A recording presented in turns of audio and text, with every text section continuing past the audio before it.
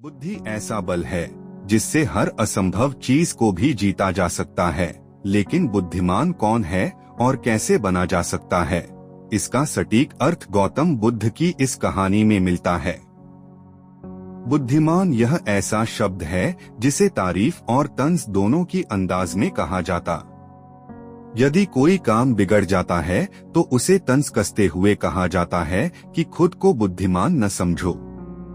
वहीं यदि किसी कार्य को सफलतापूर्वक कर दिया जाता है या किसी मुश्किल परिस्थिति का हल निकाल लिया जाता है तो हम कहते हैं बहुत बुद्धिमान है।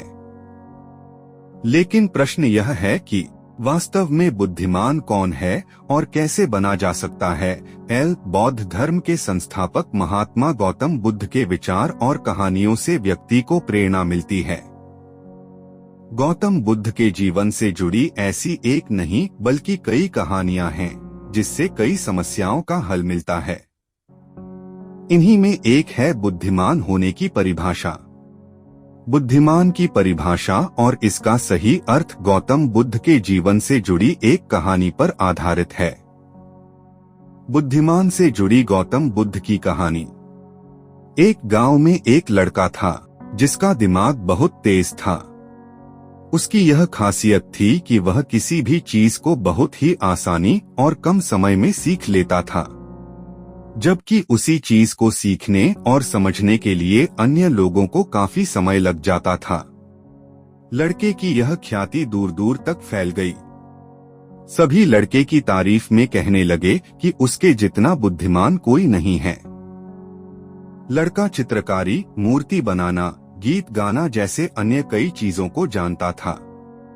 अपनी प्रसिद्धि को बढ़ाने के लिए वह अन्य काम और चीजों को भी सीखने लगा।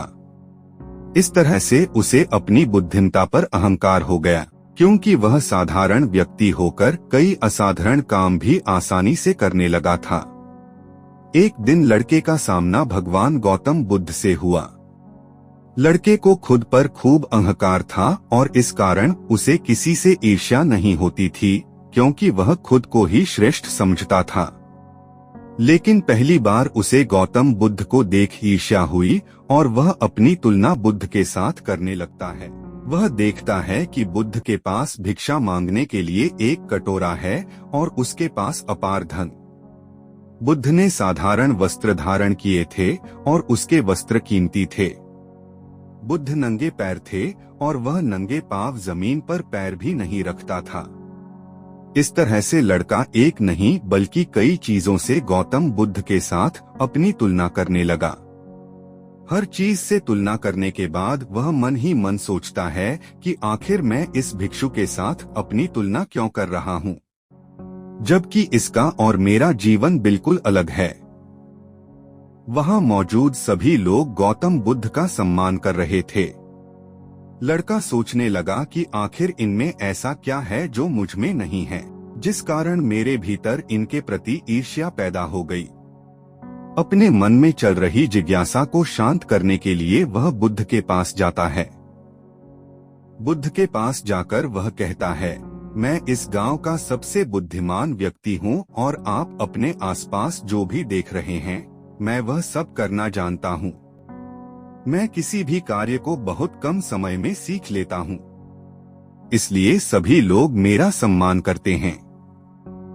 लेकिन फिर भी आपको देख मेरे भीतर ईर्ष्या पैदा हो गई। इसलिए मैं जानना चाहता हूँ कि आपकी उपलब्धि क्या है। सभी आपको इतना आदर सम्मान क्यों दे रहे हैं?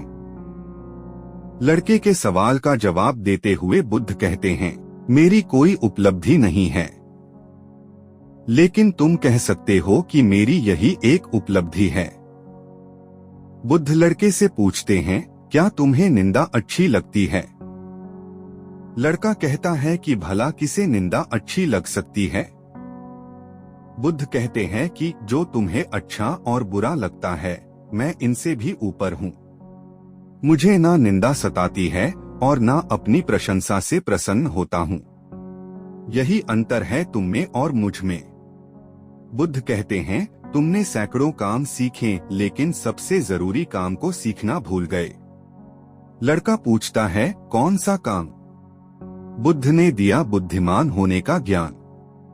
बुद्ध कहते हैं कि क्या तुम्हें मन को नियंत्रण करना आता है? यह बात सुनकर लड़का समझ जाता है कि उसे बुद्ध से ईर्ष्या क्यों हुई। बुद्ध कहते हैं, जिसने संपूर्ण जगत जीत लिया लेकिन अपने मन को नहीं जीत पाया, उसने कुछ भी नहीं जीता। वहीं जिसने अपने मन को जीता लेकिन अपना सब कुछ गवा दिया, फिर भी उसने सब कुछ जीत लिया। बुद्ध की यह बात सुन लड़के का अहंकार टूट गया। उसने बुद्ध से कहा कि क्या आप मुझे अपने मन को जीतना सिखा सकते हैं? बुद्ध कहते हैं, जरूर, लेकिन इसके लिए मैं तुम्हारी सभी उपलब्धियां छीन लूंगा। लड़का कहता है, मैं तैयार हूं। इसके बाद से ही लड़का ध्यान लगाने लगता है, क्योंकि ध्यान से ही मन को वश में किया जा सकता है। गौतम बुद्ध कहते हैं कि वास्तव में संसार में सबसे बुद्धिमान व्यक्ति वही है जो अपने मन को वश में कर ले। दोस्तों, गौतम बुद्ध की ये बातें आपको अच्छी लगी हो तो नीचे कमेंट करके जरूर बताएं, और ऐसे ही ज्ञान से जुड़ी बातें जानने के लिए चैनल को सब्सक्राइब करके बेल आइकन ऑल पर सेट कर ले।